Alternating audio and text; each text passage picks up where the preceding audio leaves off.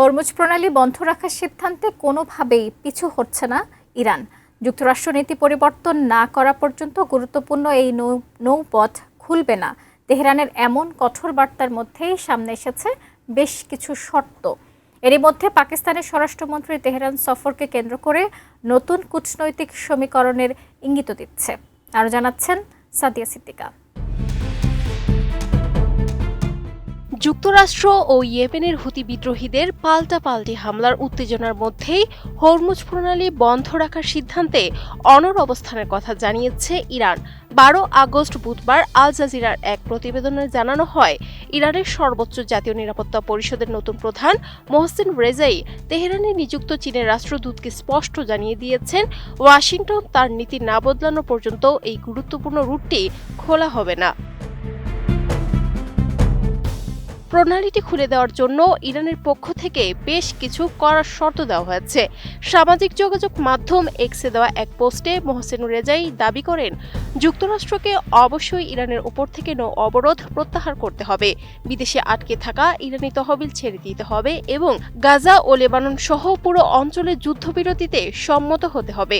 তেহরানের বার্তা একদম পরিষ্কার, সব শর্ত পূরণ না হওয়া পর্যন্ত হরমুজ প্রণালী বন্ধই থাকবে। এই বিষয়ে হোয়াইট হাউসের পক্ষ থেকে তাৎক্ষণিকভাবে কোনো প্রতিক্রিয়া জানানো হয়নি। উন্নত মানের কাঁচামাল আরআইএল অ্যাঙ্গেল এন্ড চ্যানেল, এখন কাঠের দিন শেষ, আরআইএল এর বাংলাদেশ।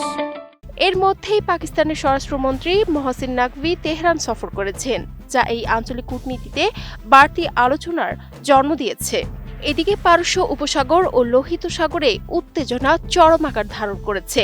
ওমান উপসাগরে মার্কিন নৌবাহিনীর একটি MH-60 হেলিকপ্টার পানামার পতাকাবাহী একটি পণ্যবাহী জাহাজে 2টি হেলফায়ার ক্ষেপণাস্ত্র নিক্ষেপ করেছে।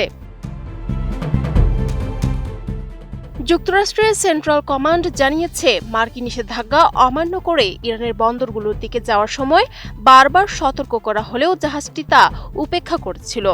অন্যদিকে লোহিত সাগরের দক্ষিণ প্রান্তে বাব আল মানদেব প্রণালীতে একটি ছোট পণ্যবাহী জাহাজে সন্দেহভাজন হুতি হামলায় 4 জন নাবিক নিহত হয়েছেন। ইয়েমেনের কোস্টগার্ড জানিয়েছে, এই হামলায় হুতি বিরোধী এক গোষ্ঠীর 2 উদ্ধারকর্মীও প্রাণ হারিয়েছেন।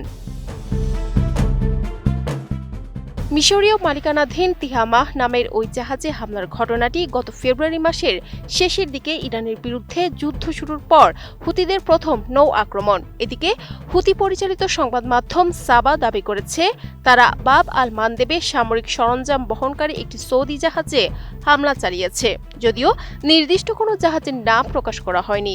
এই হামলার ব্যাপারে সৌদি আরবের পক্ষ থেকেও এখন পর্যন্ত কোনো প্রতিক্রিয়া পাওয়া যায়নি।